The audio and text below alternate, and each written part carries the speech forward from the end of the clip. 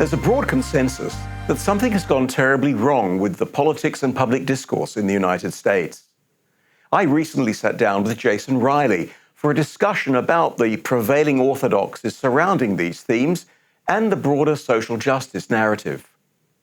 Jason's insights were profound and eye-opening, shedding light on the Trump presidency and the African-American legacy in the United States. Jason Riley is a senior fellow at the Manhattan Institute and a columnist for the Wall Street Journal. He is renowned for his significant contributions to U.S. political and economic discourse and is the author of several books, including Maverick, a biography of Thomas Sowell. I wonder to what extent the advocates for social justice would say that it's actually not about getting results, but correcting past injustices. For example, you've written strongly about the affirmative action, the recent Supreme Court decision, which ruled that university race-conscious admissions policies were unconstitutional. And you have criticized in one of your columns in the Journal affirmative action as something that stigmatizes Black achievement. But Kamala Harris said that affirmative action, the overturning of affirmative action, actually undermined the importance of equal opportunity. She said this, the decision is about being blind to history, the ruling from the court, that is to say, is about being blind to history, being blind to data, being blind to empirical evidence about disparities, being blind to the strength that diversity brings to classrooms and to boardrooms. How you respond to that remark from one of the most senior Black politicians in the United States, who seems to be seeing this as about correction rather than pursuing certain kinds of results? The social justice advocates, or to Vice President Harris's remarks, those voicing social justice advocacy points, talking points, they may say that this isn't about results, but it's about correcting the past. But the question then becomes, how will they measure success? And their measure of success will be some racially proportionate outcome. And until we achieve it, they will say we have not corrected the problem. So in the end, they may not acknowledge that it's a results-oriented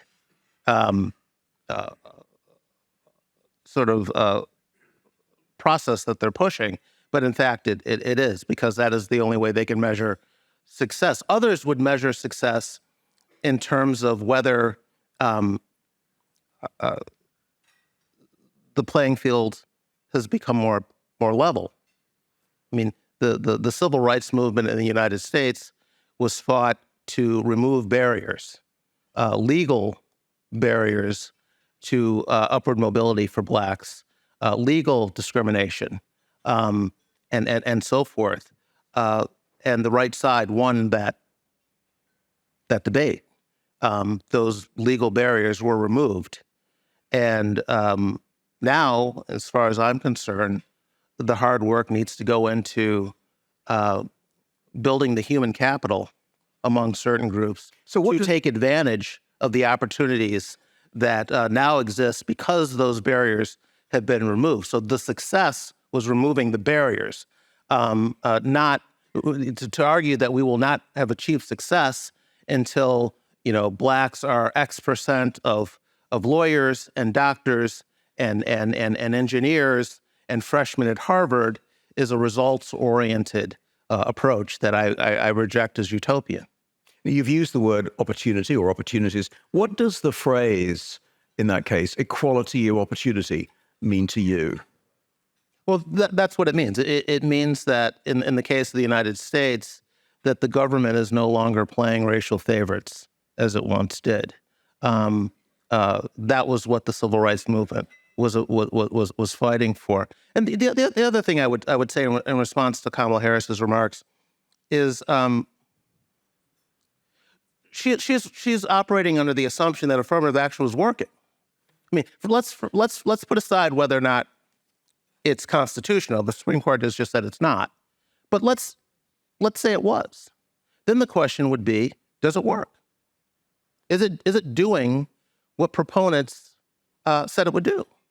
And we don't have to speculate here. This is a policy that's been in place for the better part of a half century now. We've had some natural experiments going on in places like California, which even before the Supreme Court ruled last month, had ended racial preferences in college admissions. So what happened after they banned racial preferences in college admissions? Black graduation rates went up, and not by a little bit, by more than 50% in the University of California system. So a policy that had been put in place to increase the size of the Black middle class, to increase the number of Black doctors and lawyers and architects, had in practice resulted in fewer Black doctors and lawyers and architects than we would have had in the absence of the policy. So my issue with affirmative action is not just that it is unconstitutional, as the Supreme Court finally acknowledged, but that it does not work. And it was actually harming the people it purported to help. And then the last thing I'd say about affirmative action is, how much sense does it make to continue with the racial spoils system in an increasingly diverse society, an increasingly pluralistic society? And this is what got the policy in trouble in the first place. And I could probably draw a little parallel here with what's going on with the Indigenous Australians pushing for essentially a form of racial favoritism. In the United States with affirmative action, the lawsuit that was just settled by the Supreme Court was brought by Asian Americans. Not Black Americans or not white Americans, Asian Americans. The fastest growing minority group in America. Brought a lawsuit.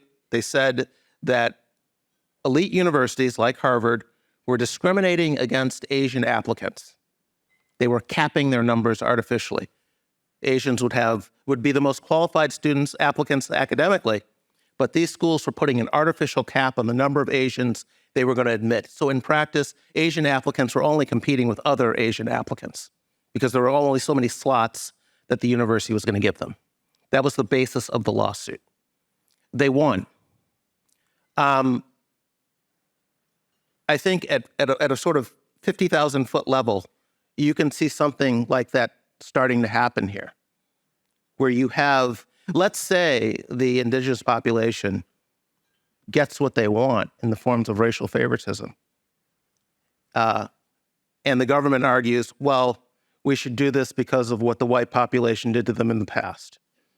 You now have this other minority group, the fastest growing in the country. What happens when they say policies are discriminatory against them for what whites did to the indigenous population?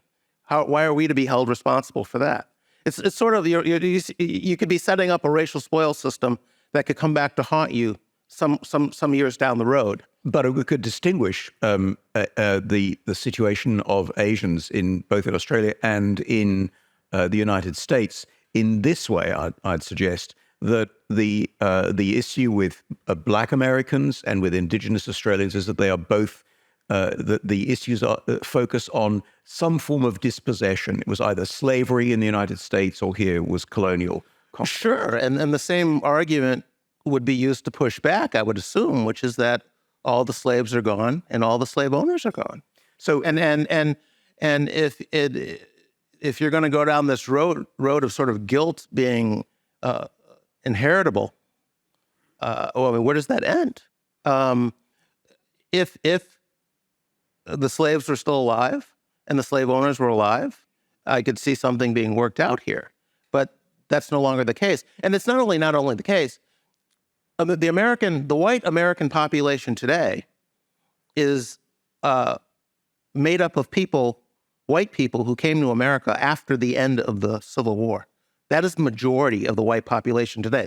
So when it comes to asking for reparations from white Americans, you're not only not asking for reparations from the descendants from people who were never slave owners. You're asking white people who aren't even descendants of slave owners to pay reparations to Black people who were never slaves. And that's the level of absurdity you've reached when you start going down this path of guilt being inheritable. But organizations like the Brookings Institution, for example, would say that reparations is about addressing a lingering legacy. Sure, white migrants to the United States today are not responsible, but there's a lingering legacy which people like Brookings Institute would say needs to be addressed. Isn't it? What's wrong with the U.S. government paying compensation to those who suffered because of slavery, and if that suffering was transmitted down the generations? Well, again, I guess I'd need more evidence that the disparities we see today are a result of the legacy of slavery or Jim Crow. And one way to push back at that is to look at what was going on in Black America, among Black Americans in generations much closer to the institution of slavery. So, for instance, if you go back to the late 1800s, the early 1900s, Black marriage rates in America were equal to or higher than white marriage rates in America. Between 1940 and 1960, the Black poverty rate in America fell by 40 percentage points. Black incarceration rates were lower in the 1940s and 50s than they were in the 80s and 90s. So how can incarceration rates in the 1990s be a legacy of slavery if they're higher than they were among a generation of Blacks that existed much closer to the institution of slavery? Did the effects of this legacy skip a few generations and then reassert itself? Or is what we're seeing today a product of something that has happened since slavery? Do we owe a duty, do you think, to victims and their descendants, victims of historic injustice? We owe a duty to the people alive today to be treated better than their ancestors if those ancestors were mistreated, and they were. And I think the only way that you can rectify this situation going forward is to not replicate what was done in the past. There's a saying, a phrase I like to cite from a race scholar named Shelby Steele in America, who has talked about slavery reparations and suffering. And he says, that sort of suffering can be endured and overcome. It cannot be repaid. But many of these efforts to repay it can do lasting harm, and I think are doing lasting harm, as one of the examples I cited being affirmative action. So that essentially, and I just don't think there is really an appetite for reparations among most Americans. This is something that it's gotten a little more attention of late, but the polling suggests that it's not a very popular problem. In fact, you'd go even further, I think, because you would say that we are ignoring the economic process, or Americans are ignoring the economic process, progress made by Black Americans in recent years. And in a recent Wall Street Journal article, again, you wrote that the Black American has had a pretty good run in recent years. You were criticized for taking that position. Is it true? Oh, yes. Not that you were criticized, but the Yeah, both are true. I was criticized, and they have had a good run. But in that case, does that mean that racial inequality is not the problem we're often told it is? Well, as I said in my remarks, inequality per se is the norm. It's not the exception, and it's not necessarily evidence that something nefarious is going on. In the case of Black Americans today, I don't think what is driving the racial inequality is racism. I think it is a subculture of behaviors and attitudes and habits that are counterproductive. And I think that a lot of the political left's efforts to help Blacks exacerbates the situation. Going back to the affirmative action debate, there's been a persistent achievement gap in America for decades. Black 17-year-olds are reading at the level of white 13-year-olds. And that's been the case for some time. How much of that gap, however, is due to the fact that we have policies like affirmative action that allow blacks to not try their hardest and still move forward in terms of admissions to universities, in terms of being hired at certain jobs and so forth. How much of that gap is there because teachers have not pushed black students to try as hard as they push other kids to try? Because again, the teachers know that policies like affirmative action are in place that will allow these kids to try, do their second or third best and still manage to move forward. So again, this isn't, we're not asking the best of blacks under policies like affirmative action. Why should we expect to see it? But until I think you stop lowering those expectations, you're not going to see the full potential of a group. And for decades, we've been lowering expectations for blacks. Do you think the lowering of expectations is a manifestation of what is often referred to as institutional racism? We've heard a lot about it in this country, particularly since the death of the Queen, which has reawakened anxieties about colonialism and its alleged negative impact on this country. It certainly had an impact, but it's alleged to be a negative impact, and the enduring legacy of institutional racism. And let me just quote to you from Stan Grant, who is one of the country's most distinguished journalists. After the Queen's death, he wrote of Australian history as having been written as a hymn to whiteness. Stan Grant said this: history written by the victors and often written in blood history is written by the victors and often written in blood. It is fashioned as a tale of progress, as a civilizing mission. Is institutional racism a real problem, a real issue, or an imagined issue? One of the problems with using racism as a causal factor when trying to determine the root of disparities is that racism has been the constant down through human history, not the variable. Yet we've seen progress and retrogression among various groups. The racism has always been there. And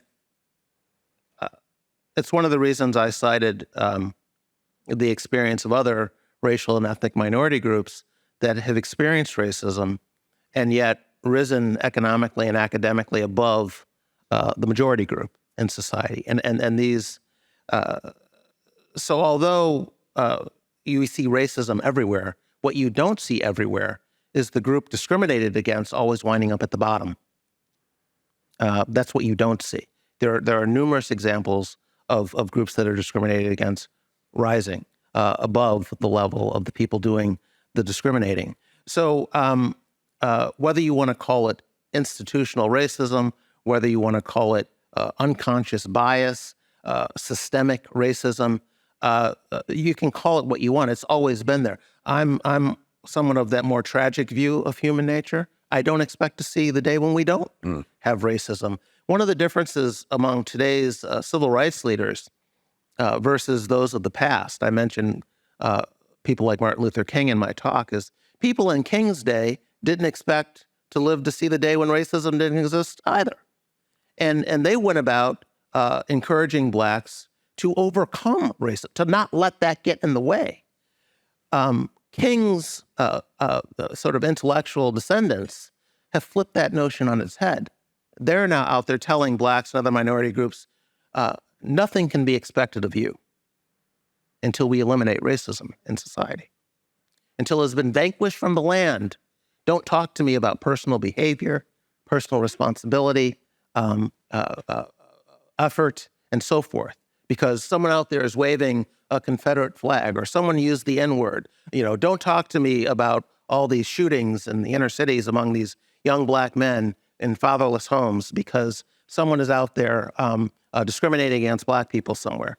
King's attitude was, we must succeed notwithstanding that. The attitude of civil rights leaders today is we can't be expected to succeed until all of that goes away. So if racism is endemic in human nature, and certainly Hebrew and Christian scriptures, to say nothing of any others, would bear witness to that, I think, are we right to be optimistic about the future?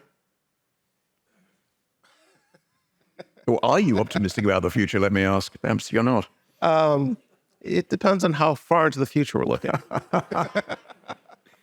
Right now, I'm very concerned. We're in a very bad way, particularly in American society right now. You have a progressive left that is ascendant.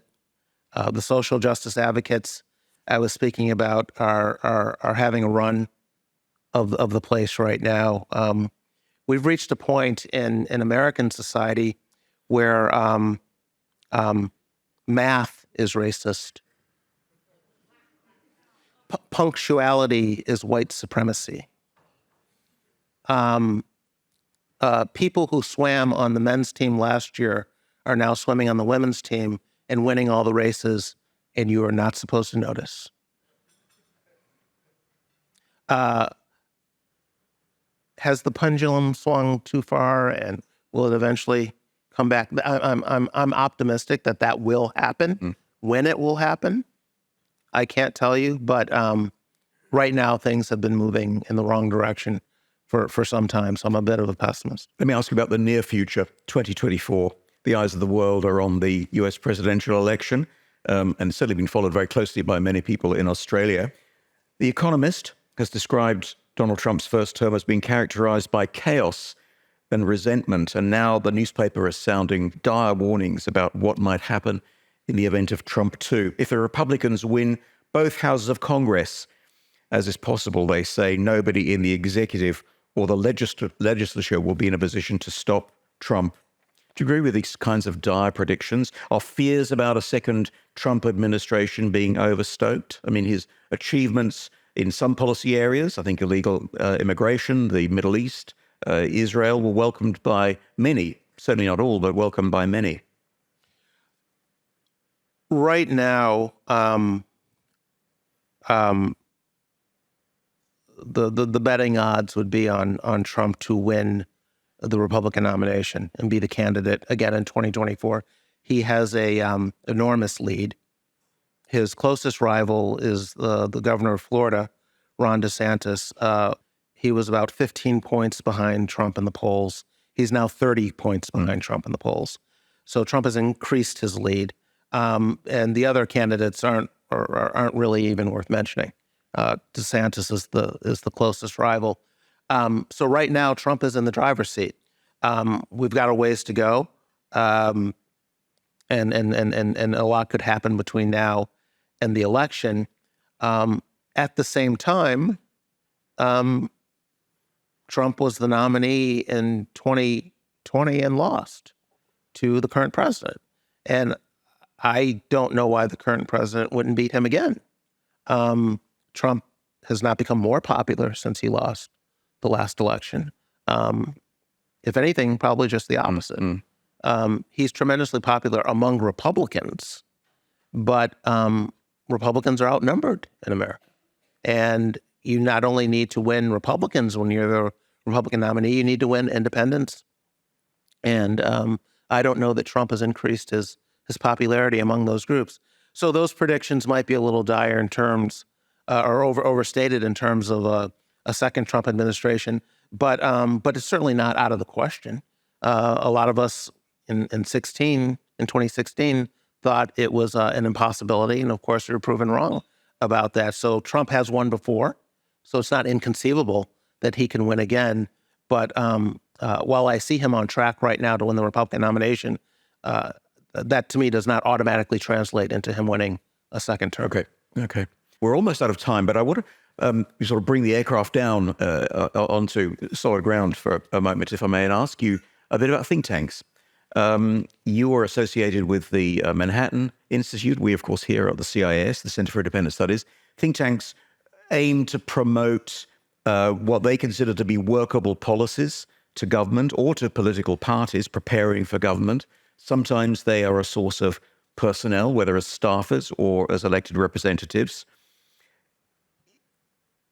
Notwithstanding the contribution of think tanks, politics certainly in your country and in ours is increasingly divisive. To what extent do you think the role of think tanks is actually contributing to that division?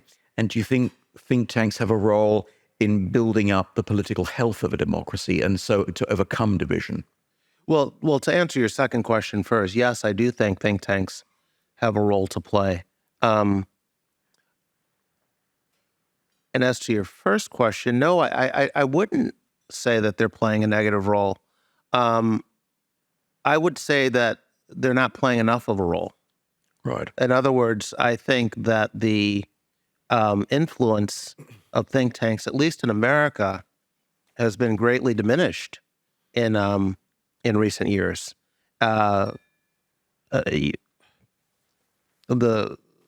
Those of us old enough to remember the sort of Reagan Revolution can also remember that think tanks played an incredible role in serving as a sort of intellectual sort of brain trust for the political leaders of that period.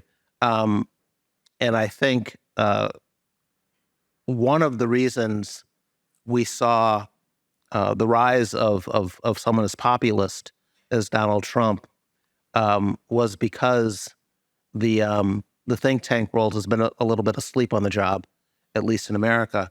And I say that because I think it's very important that each new generation be taught the lessons of the past generation.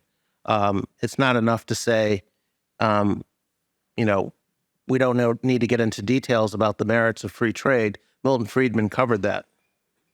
No, the next generation needs to be taught what Milton Friedman taught a previous generation, and again on issue after issue after issue.